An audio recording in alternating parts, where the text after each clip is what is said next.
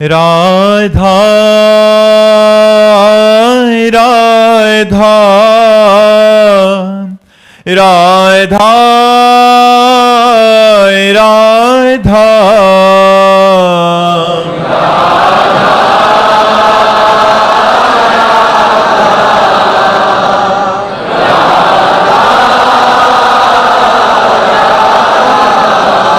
हाय राधा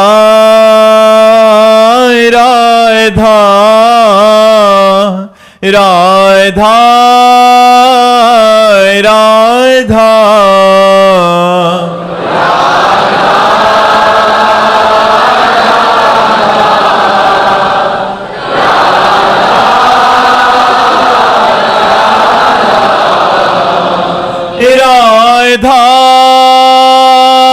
राधा राधा राधा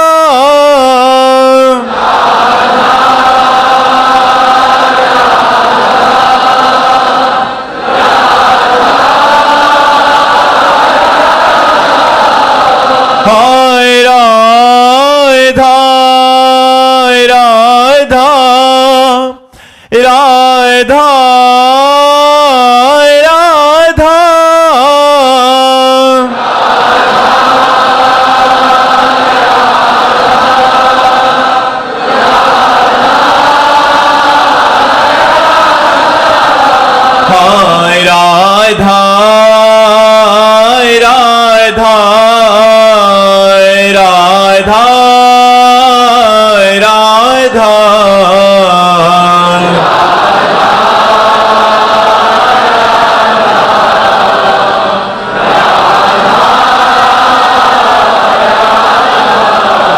हाय राधा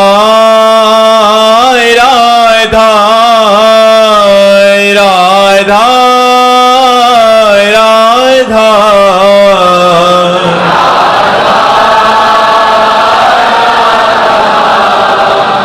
राधा राधा श्री राधा वल्लभ लाल की, समस्त संत हरि भक्तन की, श्री वृंदावन धाम की, सद्गुरुदेव भगवान की। पूनम जी, राधे राधे महाराज जी। महाराज जी, जैसे आपके श्रीमुख से सुना है कि सेवा स्वार्थ मुक्त होनी चाहिए, लेकिन हमारे मन में ये भाव आता है कि हमें गुरुदेव की श्री अंग सेवा करने का सौभाग्य मिले, जिससे हमें गुरुदेव की समीपता प्राप्त हो। महाराज जी, मेरा प्रश्न है कि इस तरह का भाव गुरुदेव के प्रति अनन्य लगाव है या मेरा स्वार्थ है कि गुरुदेव की समीपता? इष्ट और गुरु के प्रति जो प्रीति होती है वो विशुद्ध मानी जाती है। संसार के प्रति जो प्रीति होती है वो अशुद्ध मानी जाती है। उसमें काम, राग, स्वार्थ, आसक्ति होती है। लेकिन इष्ट और गुरु के प्रति जो हमारी भावना होती है, जिसे ध्यान मूलम गुरु मूर्ति, पूजा मूलम गुरु पदम, तो अपने गुरुदेव की पूजा करने का मन कि काश हमको भी उनकी चरण सेवा मिलती, हम भोजन बनाते वो पाते, हम उनकी जूठन पाते, हम उनके कपड़े धो देते, हम उनकी सेवा, कभी हमको ऐसा सौभाग्य हो कि अपने गुरुदेव की ऐसी तो ये चाह करना विशुद्ध प्रीति की बात है, ये स्वार्थ की बात नहीं है।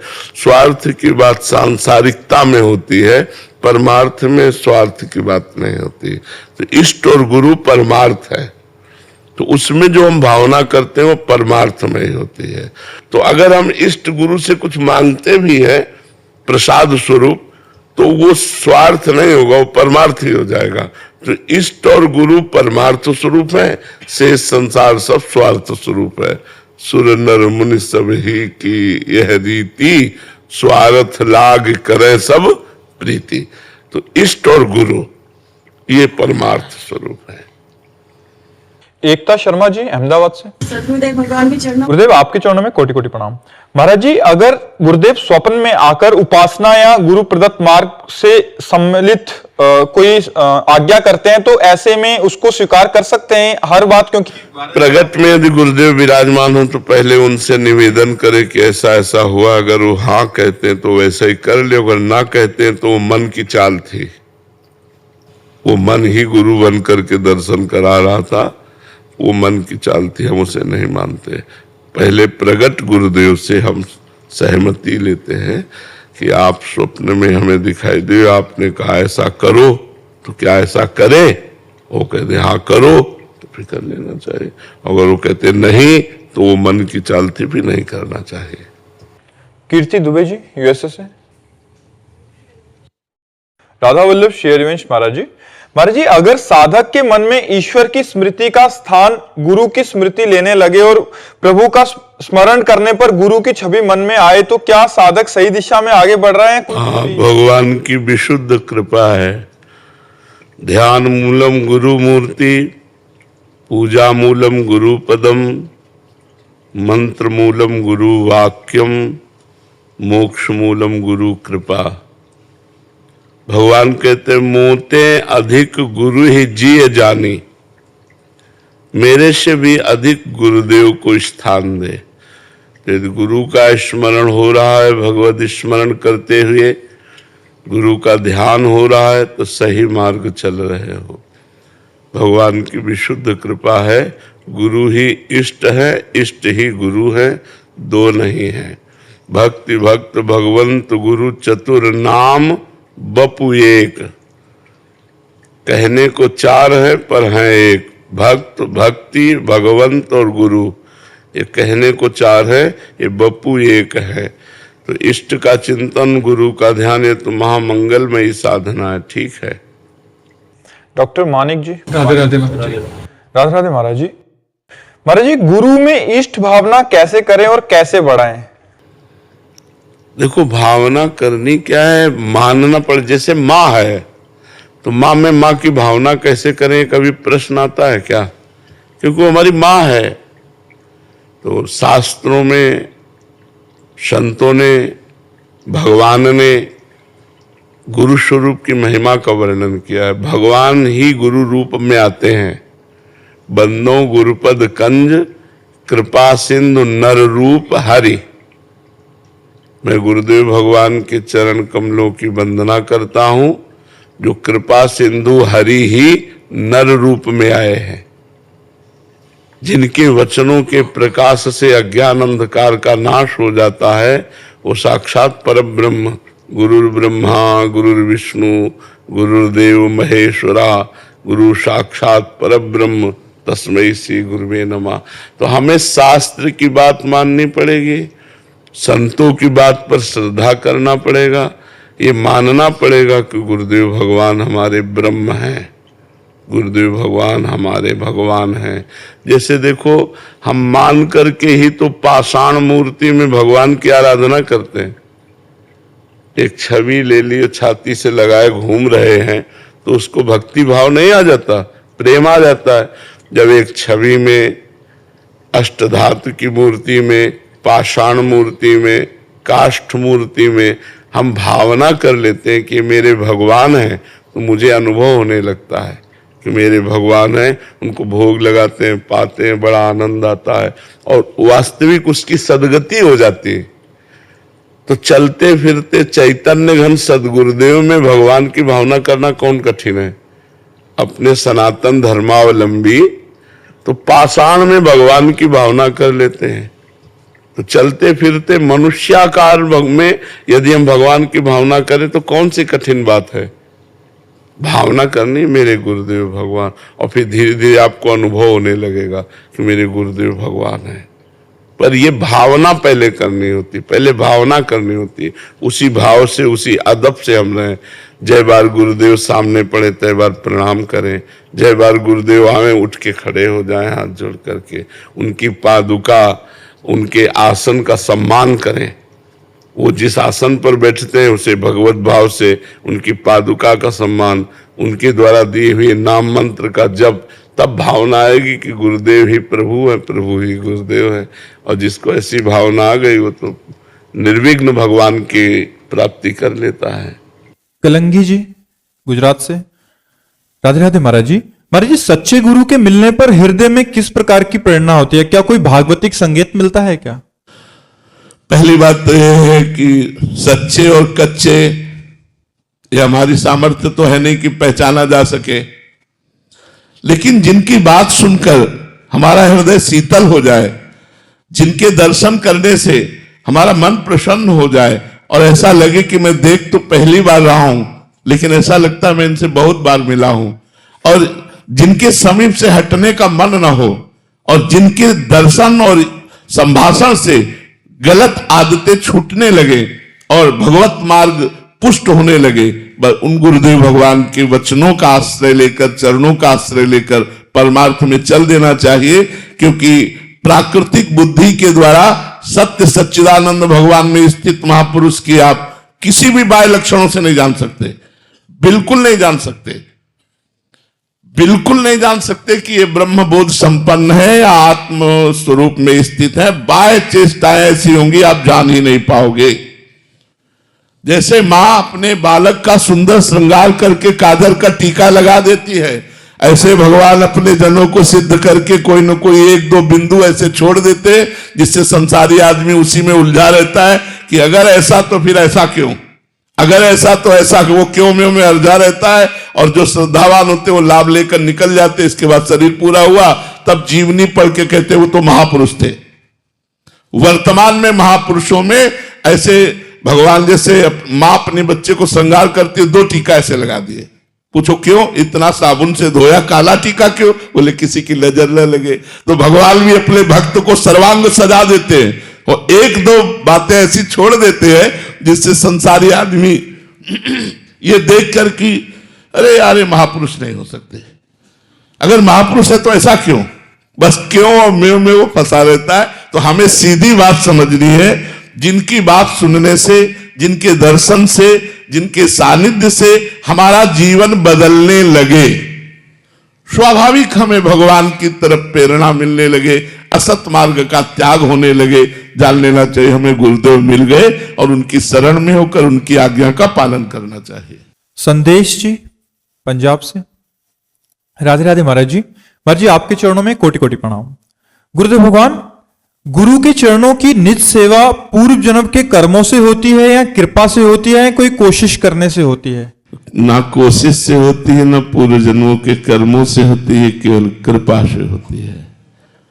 जब अहेतु की भगवान कृपा करते हैं, जब द्रवहि दीन दयालु राघव तो साधु संगति पाई। जब भगवान द्रवित होते हैं तो संग मिलता है, उपदेश सुनने को मिलते हैं, उस पर चलने का सौभाग्य मिलता है।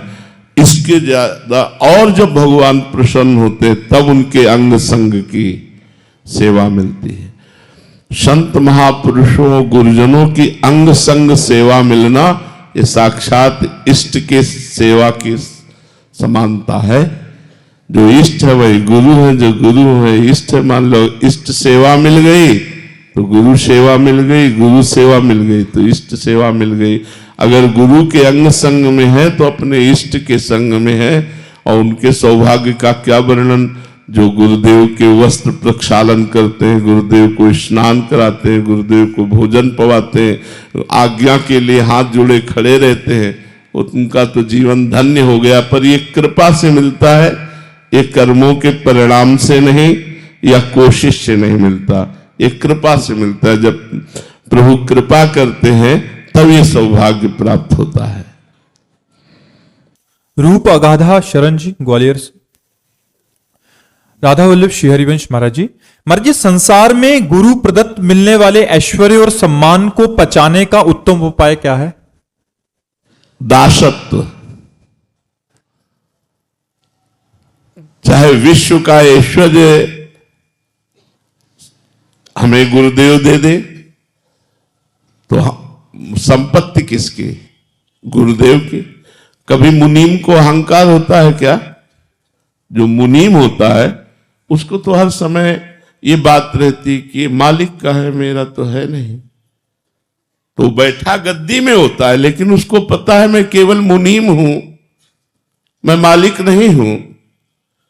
ऐसे ही सब संपत्ति रघुपति कया ही, नाथ सकल संपदा तुम्हारी, मैं सेवक समेत सुत नारी। तो विश्व का वैभव भी यदि गुरुदेव दे देते हैं तो उसमें हमें कोई परेशानी नहीं होगी, क्योंकि हमारा दासत्व पुष्ट है।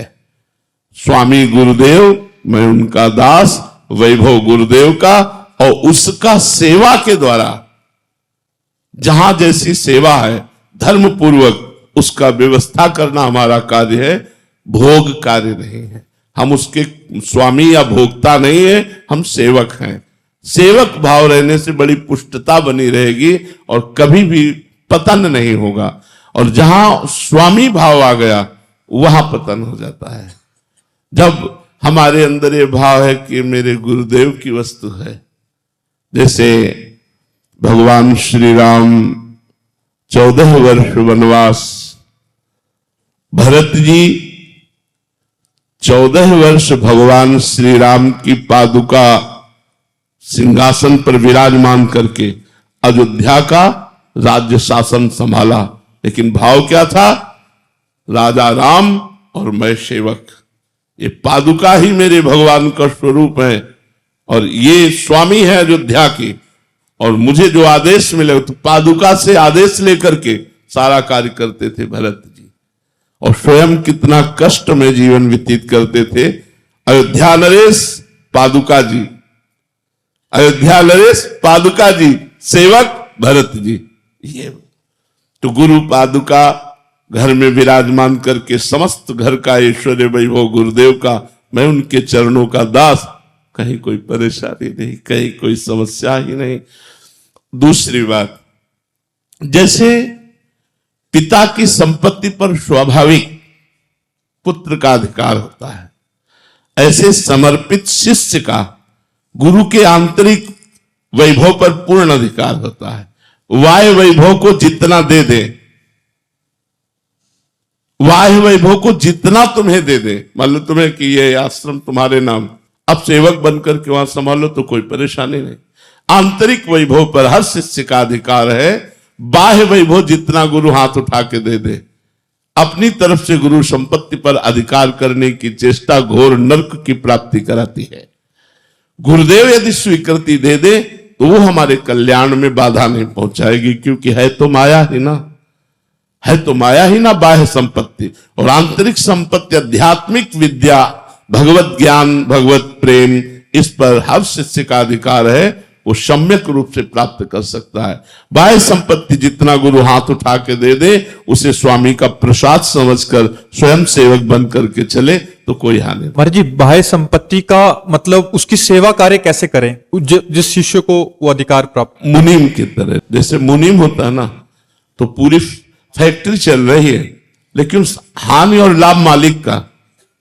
हमारा काम है पूरा, बेईमानी नहीं होगी, हम हर चीज की नाप तौल, हर चीज का लिखित सब कार्य है। तो ऐसे ही गुरु आश्रम है, हम केवल सेवक है।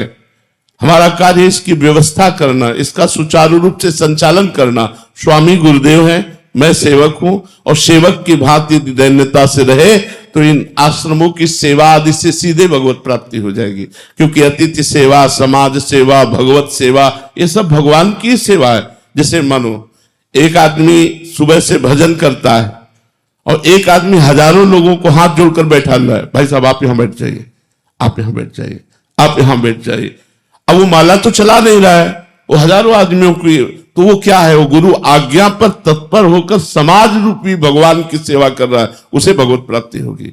माला चलाने वाले को तो अहंकार हो सकता है कि मैं इतने माला जपता हूं, लेकिन उससे पूछो भजन तो क्या भजन, हम तो गुरु सेवा में लगे रहते हैं, हमसे तो कोई भजन साधन होता नहीं, हमारे तो गुरुदेव की कृपा ही केवल है। तो मोक्ष मूलम गुरु कृपा, उसका पहले कल्याण होगा। महाराज जी, ये तो था कि जिसमें हमें भान है कि गुरुदेव की संपत्ति और उसका हम मुनीब की तरह, ऐसे ही अपने घर की संपत्ति को समझना चाहिए।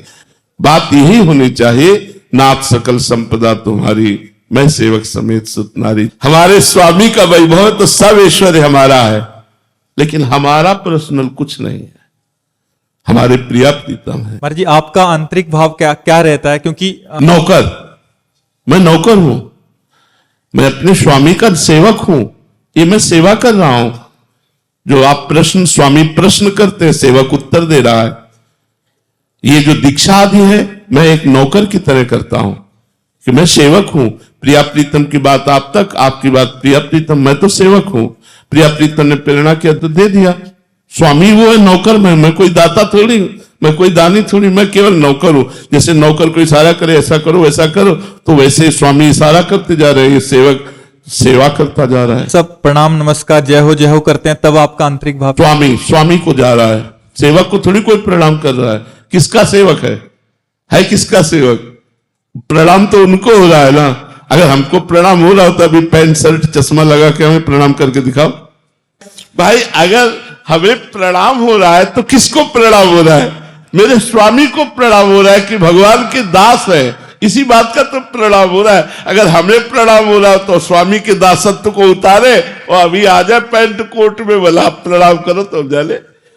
प्रणाम तो कर रहे हो, कंठी तिलक वेशभूषा देख कर कि भगवान के दास हैं, संत हैं, भगवान के जन है। तो हमको ये देखना है कि मेरे स्वामी को प्रणाम हो रहा है, ना कि मेरे को नहीं प्रणाम हो रहा, मेरे स्वामी को प्रणाम हो रहा है, मेरे प्रभु को प्रणाम कर रहे हैं। इनकी अपार श्रद्धा है जो भगवान के दास को ये देख कर कि स्वामी का दास है, भगवान का दास है, ये प्रिया प्रीतम का निज जन है, वो प्रणाम कर रहे हैं, साष्टांग लौट रहे हैं। तो ये सब प्रिया प्रीतम को लौट रहे हैं, प्रभु को कर रहे हैं जी।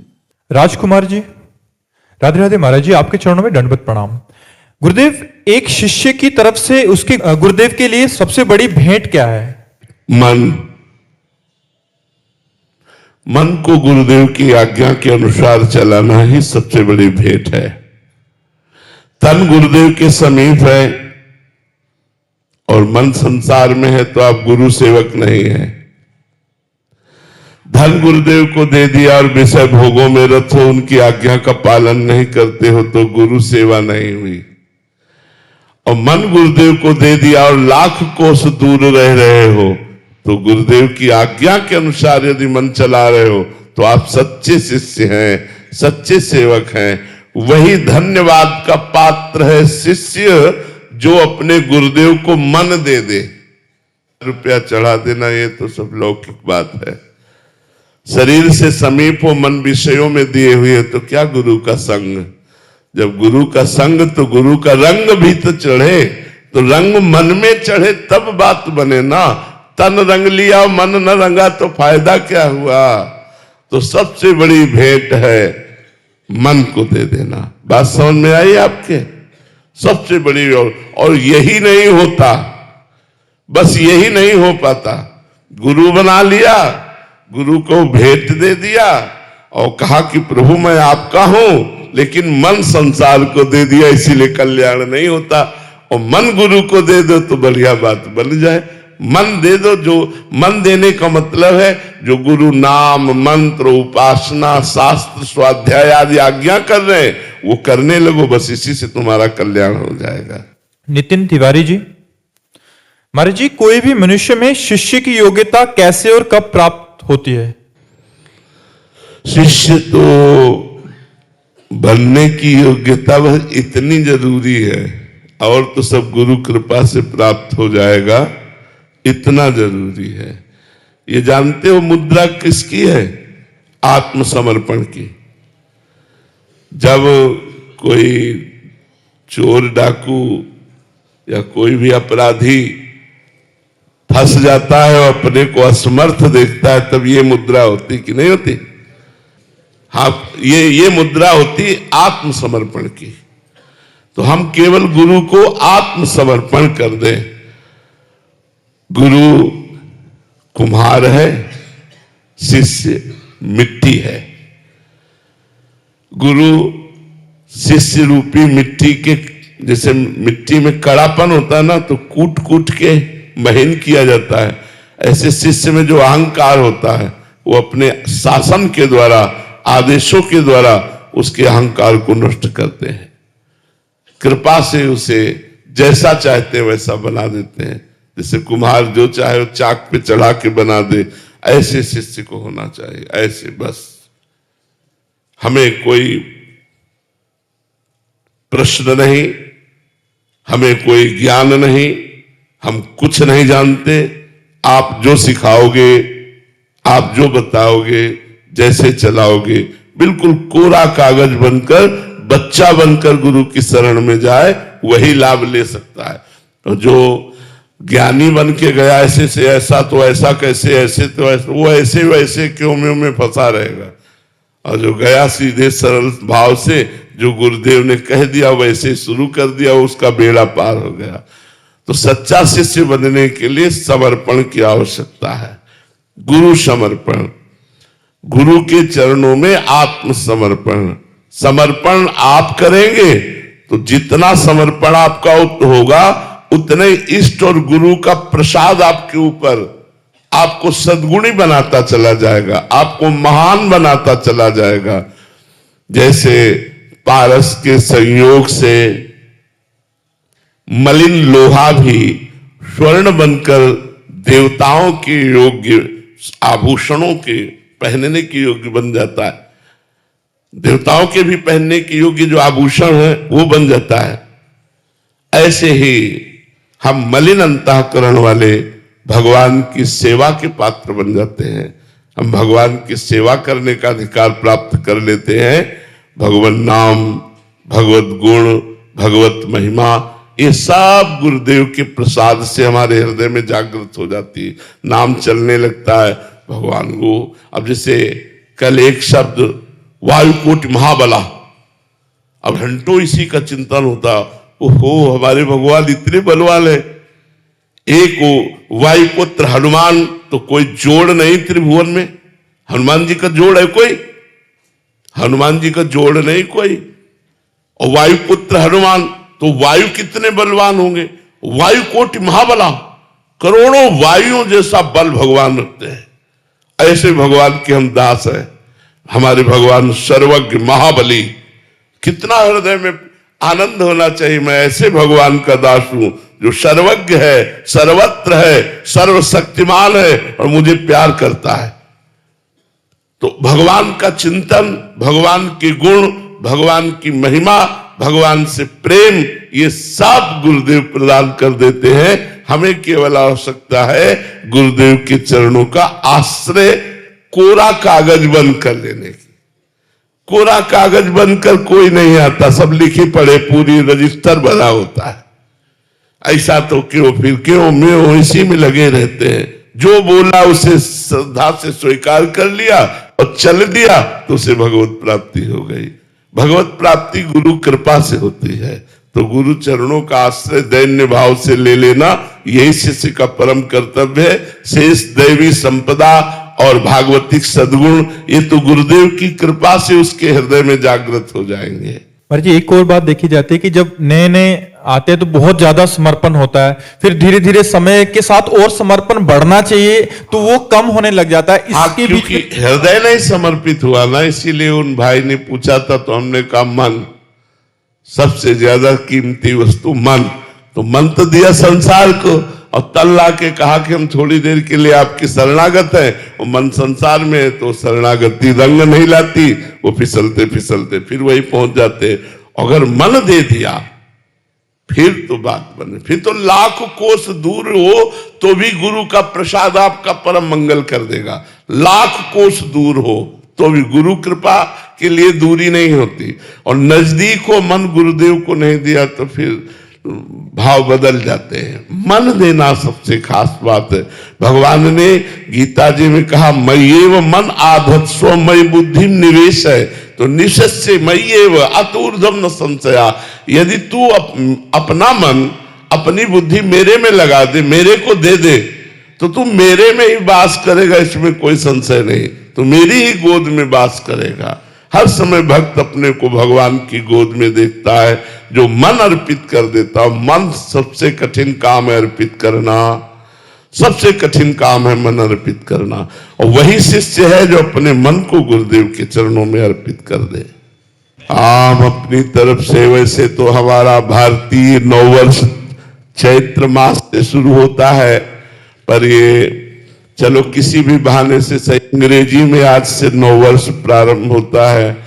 हम सबसे प्रार्थना करेंगे इस नववर्ष में आप कोई गलत आचरण न करें, कोई गलत नशा न करें, किसी को दुख न पहुंचाएं, आप स्वस्थ रहें, प्रसन्न रहें और भगवान की सब पर कृपा बरसे, ऐसी हम प्रार्थना करते हैं। ललिता जी राजस्थान से। राधा वल्लभ श्री हरिवंश महाराज जी।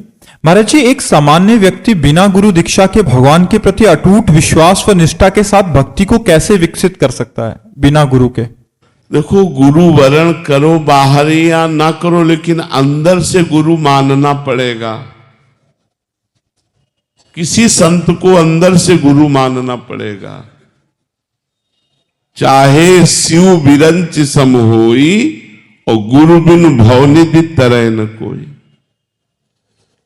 जैसे आप हमसे पूछ रहे हैं कि कैसे कल्याण होगा, अब हम आपको बता रहे, नाम जप करो, शास्त्र स्वाध्याय करो, भगवत आराधना के लिए ठाकुर जी घर में विराजमान करो, उनकी आरती पूजा करो, भूखे अतिथि को भोजन पवा दो। अब ये बात जब आपने सुनी और ये बात मानी तो आपके हृदय में होना चाहिए कि ये हमारे गुरुदेव की वाणी है और हम उसका पालन कर रहे हैं। तो बात माने तो गुरुदेव, कंठी बनाना ही केवल थोड़ा गुरुदेव है।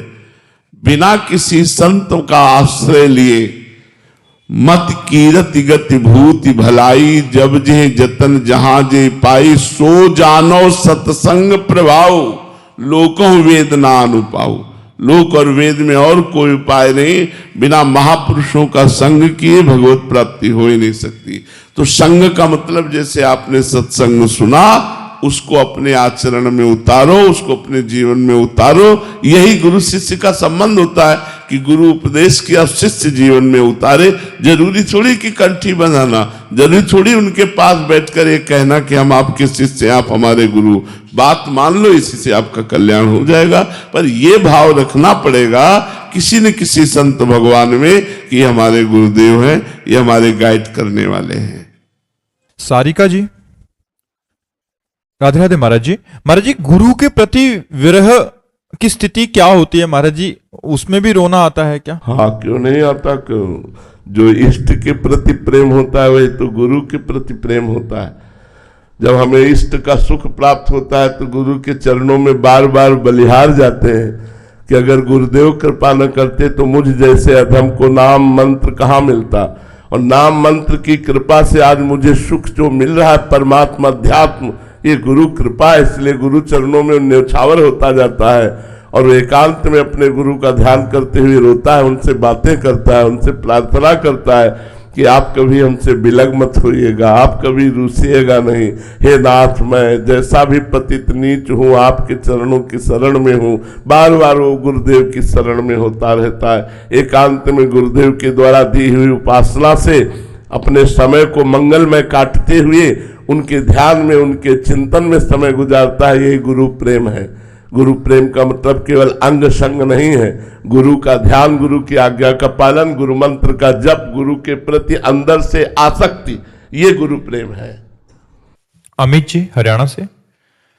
महाराज जी, गुरु आज्ञा मिलने लगे ऐसा सौभाग्य कब प्राप्त होता है? हाँ, जब भगवान विशिष्ट कृपा करते हैं। सत्संग तो सामूहिक है, लेकिन पर्सनल आज्ञा और उपदेश जब, ये बहुत बड़ी बात है। जब गुरुदेव हमको आज्ञा देने लगे तो इसका मतलब है अपनापन, गुरुदेव ने मुझे स्वीकार कर लिया। और अगर कभी गुरुदेव हमें डांटने लगे और दंड विधान करने लगे तो नाच उठना चाहे कि अब तो गुरुदेव ने जिम्मेवारी ले ली मेरी, अब मेरा कोई बाल बाका कर ही नहीं सकता, क्योंकि गुरुदेव ने डांटा, गुरुदेव ने मुझे दंड विधान दिया, अर्थात मेरी पूरी जिम्मेवारी ले ली। लेकिन सही विवेक ना होने के कारण, बुद्धि ना होने के कारण हम गुरुदेव पर भी दोषारोपण कर देते हैं कि बिना अपराध के हमको डांट दिया। ये गलत है। गुरुदेव की कृपा जब आपके ऊपर होगी तो आज्ञा और उपदेश करेंगे और डांटेंगे भी, शासन वृत्ति रखेंगे। निहाल कर देते हैं गुरुदेव जब देख लेते हैं ये अपना है। वो डांटते उसी को है, आज्ञा उसी को देते हैं जो अपनापन। देखो, गुरुदेव की दृष्टि तुम्हारे देह के प्रति प्रियता कितनी है इस पर रहती है। जैसे सेवा में लगे हैं, बड़ी सूक्ष्म दृष्टि से देखा जाता है कौन अपने शरीर की प्रियता को लेकर सेवा करता है और कौन अपनी सेवा की प्रियता को लेकर शरीर समर्पण करता है। जो सेवा को लेकर शरीर प्रियता का समर्पण किए वो प्राण प्यारा बनने लगता है, और जो शरीर की प्रियता को लेकर सेवा करता है वो साधारण रहता है, उनकी दृष्टि में नहीं आता। अपने लोगों की जो दृष्टि होती है वो तुम शरीर राग से युक्त होकर सेवा कर रहे हो या सेवा राग से युक्त होकर शरीर का प्रयोग कर रहे हो। तो प्रायः बहुत कम ऐसे शिष्य होते हैं जो शरीर राग का त्याग गुरु की सेवा में कर दें, गुरु की प्रियता में कर दें। प्रायः शरीर राग में, सेवा में प्रियता या शरीर में प्रियता। जिसकी सेवा में प्रियता और शरीर राग का त्यागी वही गुरु की आज्ञा और उपदेश और शासन ये प्राप्त करने लगता है, वो निहाल हो जाता है। जिसे गुरुदेव रुद्र दृष्टि से देख ले उसके अंदर दोष रह ही नहीं सकते। उड़िया बाबा ने अपने एक प्रियजन को 3 वर्ष के लिए दंड विधान, 3 वर्ष में ब्रह्मबोध हो गया। गुरुजन जो दंड विधान करते हैं भगवान की प्राप्ति का योग बनाते हैं। इसलिए भगवान की जब विशिष्ट कृपा होती है, विशेष कृपा होती है, तब गुरुजन आज्ञा और उपदेश करते। अगर किसी को गुरु आज्ञा हो जाए तो सब छोड़कर पहले आज्ञा का पालन करना, ये बहुत बड़े भाग्य की बात है कि गुरु ने आज्ञा कर दी। जी सौरभ जी गाजियाबाद से। राधे राधे महाराज जी। महाराज जी, सत्संग में सुना था कि शरीर निर्माण के समय हमारा प्रारब्ध के अनुसार शरीर के सभी रिश्तेदार नातेदार जो हैं वो मिलते हैं, तो क्या गुरु का मिलना भी हमारा प्रारब्ध था या कृपा? कृपा। गुरु का मिलना, संत का मिलना ये प्रारब्ध से नहीं होता। अब मोय भाव भरोस हनुमंता, बिनु हरि कृपा मिले नहीं संता। ये भगवान की जब अहेतुकी कृपा होती है, दीन दयाल जब हम पर द्रवित होते हैं तो अपने प्रेमी महात्माओं का संग दे देते हैं, सदगुरुदेव भगवान की शरण दे देते हैं। ये कृपा से मिलता है। कभी कभी बड़े पुण्य बन जाते हैं, परोपकार बन जाता है, उससे भी कृपा हो जाती है। पुण्य पुंज बिन मिले ही न संता, ऐसा भी आया है, पुण्य पुंज बिन मिले न संता। तो बड़े पुण्य एकत्रित हो गए, भगवान की कृपा हुई और हमें संत मिल गए, सदगुरुदेव मिल गए, उनकी कृपा हुई तो भगवान के मिलने का मार्ग मिल गया। भगवान के मिलने का हमें जो सतमार्ग है वो संत और सदगुरुदेव से मिलता है, और भगवान से हमें संत और सदगुरुदेव मिलते हैं। स्वाने जी पटना से। राधे राधे महाराज जी। महाराज जी, गुरु मेहरबान तो चेला पहलवान। महाराज जी, इस मन को मारने के लिए केवल गुरु कृपा का आश्रय हो या हमें प्रयास भी करना चाहिए? तो आश्रय ही तो प्रयास है। आश्रय तो, आश्रय का मतलब कि आज वो चर्चा शुरू की थी कृष्ण मोहिनी जी ने कि गुरु के आश्रय से ही शिष्य को परम पद की प्राप्ति होती है, इसलिए आश्रय पकड़े रहना चाहिए। तो उसी समय भाव आया कि ये भैया देखो, भगवान है ऊर्ध्व और संसार है अधा। संसार अधा है, प्रकृति नीचे की तरफ है। मना कष्टानि इंद्रियाणि प्रकृति स्थान कर सती, और भगवान की तरफ चलना है तो गुरु डोरी पकड़ा दिया, नाम की डोरी, मंत्र की डोरी। अच्छा, किसी बिल्डिंग के आखिरी छोर पर जाना हो और डोरी से जाना हो, अब आप थोड़ा चढ़ चुके हो, अब आप सोचिए अगर डोरी छोड़ दी तो आपकी दुर्दशा हो जाएगी, मर जाओगे, हाथ पैर टूट जाएंगे किसी काम।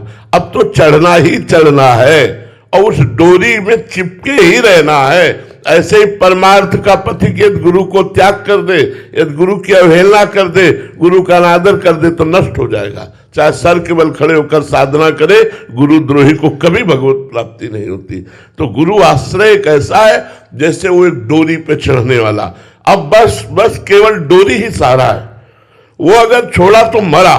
ऐसे गुरुदेव का आश्रय ही केवल सहारा है तो सुख पूर्वक भवसागर तर जाएगा।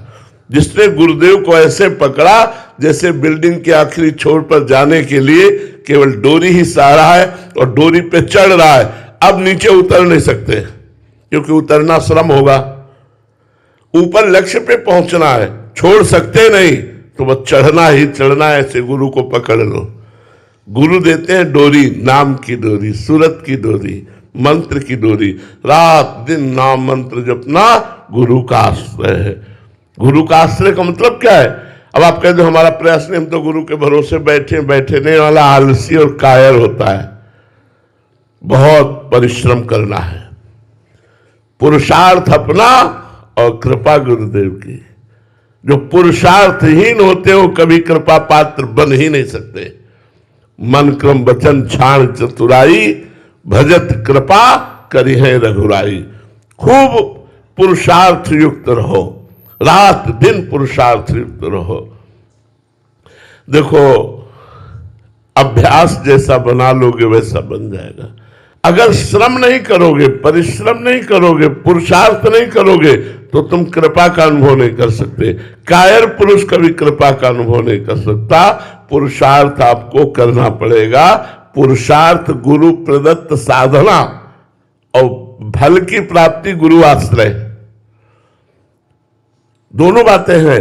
अपना पुरुषार्थ पूरा और गुरु की कृपा पूरी तो पूर्ण परमात्मा का अनुभव। और जो गुरु की कृपा तो है पर अपना पुरुषार्थ विषयों में खर्चा कर रहे, उनको कभी भगवत प्राप्ति नहीं होती। गुरु कृपा है लेकिन मनमानी विषयों का भोग भोग रहे तो पुरुषार्थ विषयों में लग गया, परमार्थ से हीन हो गए तो कहते हम पर गुरु कृपा नहीं। गुरु कृपा सब पर है। जैसे भगवान की कृपा सब पर है, ऐसे गुरु की कृपा सब पर है।